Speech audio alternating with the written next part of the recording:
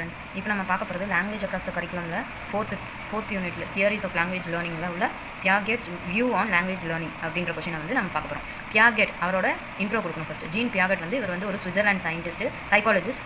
1896 பிறந்திருக்காரு. இவர் வந்து சில்ட்ரனோட டெவலப்மெண்ட்டை வச்சு அவர் ஒரு தியரி கிரியேட் பண்ணியிருக்காரு. அதனால் he is famous for that theory. Jean பியாகெட்ஸோடைய பிஎட்டில் 3 கொஸ்டின்ஸ் இருக்குது.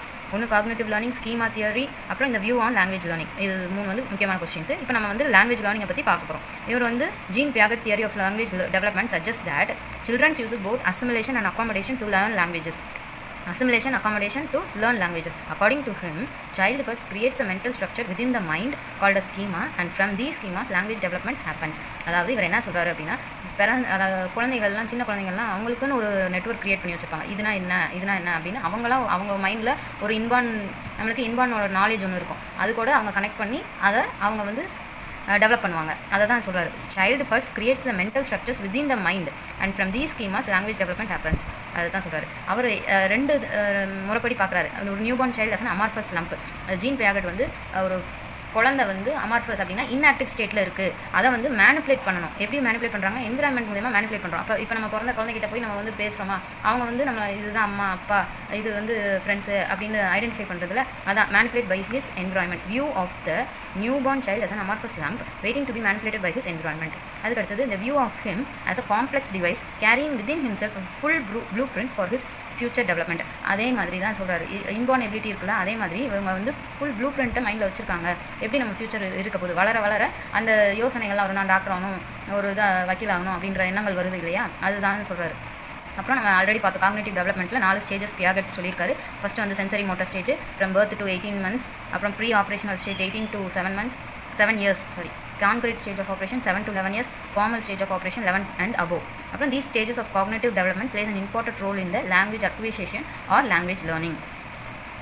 அடுத்தது வந்து பியாகெட் distinguishes 2 types of organization. பியாகெட் வந்து 2 ஆர்கனைசேஷனை பற்றி எக்ஸ்பிளைன் பண்ணுறது. Organisation which determines the general way in which the human beings will interact with this environment and learn from it. ஒரு environment கூட interact பண்ணி learn பண்ணுறது ஒரு general way.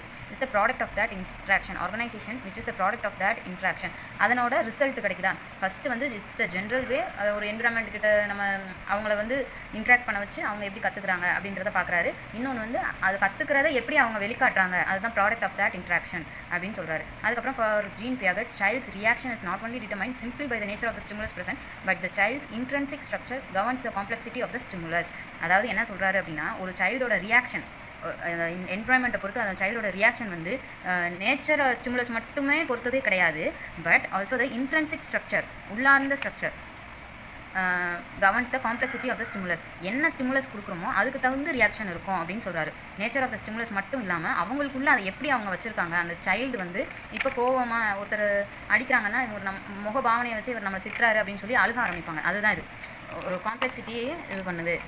The child is constructing the novel in terms of familiar words. அதை அவங்களுக்கு தகுந்த மொழியில் அதை வந்து கன்ஸ்ட்ரக்ட் பண்ணுது. ஒரு நாவல் கன்ஸ்ட்ரக்ட் பண்ணுது. when unfamiliar words occurs, he will not fail to respond to it entirely, but he will try to make sense of it in patterns that he is familiar with. அதாவது அவங்களுக்கு புரிஞ்ச மொழியில் அவங்க convert பண்ணி. First topic வந்து semantic. அதாவது நான் என்ன சொன்னேன்னா ரிலேட்டிங் டு மீனிங். இதை வந்து ஒரு எக்ஸாம்பிள் படி பியாகெட் சொல்கிறாரு. Adams family was driving and his mother said look there is a chameleon on the path. இப்போ என்ன சொல்கிறாரு அப்படின்னா, ஒரு ஆடம்ன்ற ஒரு பையன், 2 வயசு பையன், அவங்க ஃபேமிலியோட ரீசெண்டாக ஒரு பார்க்குக்கு போயிருக்காரு. பார்க்குக்கு போய் அவங்க அம்மா வந்து இதுதான் லயன் அப்படின்னு சொல்லி கொடுத்துருக்காங்க. ஸோ அந்த சின்ன பையன், 2 வயசு பையனுக்கு எப்படி பேசுவாங்க, ஐயா அப்படின்னு தான் பேசுவாங்க. ஸோ அதான் லயனை வந்து அவர் வந்து அந்த சின்ன பையன் ஆடம்ன்றவர் ஐயின் அவரோட மைண்டில் பதிஞ்சு வச்சிருக்காரு. இப்போ ரோட்டில் போகையில் கெமிலியான்னு சொல்கிறாங்க, அந்த பாதையில் கெமிலியான் அப்படின்றாங்க. அப்போ இந்த பையனுக்கு நம்ம லைன் தானே நமக்கு தெரியும். அப்போ யாயின்னு சடனாக கத்த ஆரம்பிச்சது. அதான் அந்த familiar word had determined the way the child receive what is mother had said. அதை தான் சொல்கிறாரு. அடுத்தது ஃபோனாலஜின்னா சவுண்டுன்னு சொன்னேன். For Adam at the same age, அதே பையனை எடுத்துக்கிறாரு. The word meaning with vowel it would be treated as if the final consonant of the previous word. அதாவது இப்போ கம் ஆஃப் அப்படின்னா அவங்களுக்கு முழு வார்த்தையை சொல்ல தெரியாது. மாஃப் அதை சுருக்கி அவங்களோட லாங்குவேஜில் சொல்லுவாங்க. Phrase come of he says it as மாஃப். அதாவது இந்த ஓன்றது AEIOU வவல் தானே, இது வவலுக்கு முன்னாடி வரதை அவர் வந்து ஒரே வேர்டாக கன்சிடர் பண்ணிக்கிறாங்க. This suggest that Adam has certain phonological pattern to him and he perceives in that order. அதுதான் சொல்கிறாரு. சின்ன பசங்க அவங்களுக்குன்னு ஒரு மொழி வச்சுருப்பாங்க, அதுக்கு தகுந்து நம்ம என்ன ஃப்ரேஸ் பண்ணுறோமோ அதை வந்து அவங்க மாற்றி சொல்கிறாங்க அப்படின்னு இவர் வந்து ரிசர்ச் பண்ணி சொல்லியிருக்காரு. சின்டாக்ஸ். அடுத்தது syntax. Adam learned words together, but he pronounces it as together. After 1 or 2 days, he shortens the word as do gedi. அப்படின்னு அந்த சின்ன பசங்க அப்படி தானே பேசுவாங்க. அதுக்கப்புறம் கொஞ்ச நாள் கழிச்சு டூ எதின்னு அதை பிரித்து பேசுகிறாரு. இப்போ நம்மளுக்கு எல்லாருக்குமே டூன்றா என்னது, அது வந்து ஒரு அட்வர்ப்ன்றது தெரியும். Shortly after learning he also learns to adverb.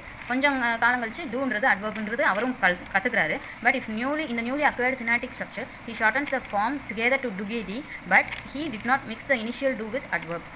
Passive stage. ஒரு பாகிஸ்தான் பொண்ணு 10 வயசான பொண்ணுக்கு இங்கிலீஷ் கற்றுக்குறாங்க. அவங்ககிட்ட ஒரு பேசிவ் சென்டென்ஸ் கொடுக்குறாங்க. அந்த பேசிவ் சென்டென்ஸ் அந்த பொண்ணு எப்படி கற்றுக்குறது அப்படின்றது தான் இது சொல்லியிருக்காங்க. The sheep was chased by the dog. இங்கே வந்து ரெண்டுமே ஒரு ஆப்ஜெக்ட்டும் சப்ஜெக்ட்டும் ஷீப்புன்றது அனிமல், டாக் ஆப்ஜெக்ட்டும் அது ஒரு animal. In which both subject and object are the animals. The child has to say often who or what was performing the action. She ignored the instructive word was and by. அதுக்கடுத்தது அவங்க வந்து வாசும் பையும் எடுத்துகிட்டு இது ரெண்டும் எதாவது இது பண்ணது மட்டும் அவங்க கற்றுக்குறாங்க ஃபஸ்ட்டு. அடுத்தது என்ன சொல்கிறாங்கன்னா, when the door was shut by Tom. இந்த சென்டென்ஸ் கொடுக்கையில், அதாவது இங்கே வந்து ஒரு ஹியூமன், இது வந்து நான் லிவிங் திங்ஸ், அதாவது சப்ஜெக்ட் வந்து நான் லிவிங், இது வந்து லிவிங் திங்ஸ் அந்த மாதிரி. She was forced to accommodate two special characteristics of passive sentences. Thus Piaget concluded that development is the gradual process of the child responding to the environmental stimuli. இது வந்து ஒரு gradual process. environmental stimuli பொறுத்து child வந்து அவங்களோட language develop பண்ணிக்குவாங்க அப்படின்னு சொல்றாரு. at adequate levels as interaction with the environment promotes their structuring capacity. அவ்வளோதான்.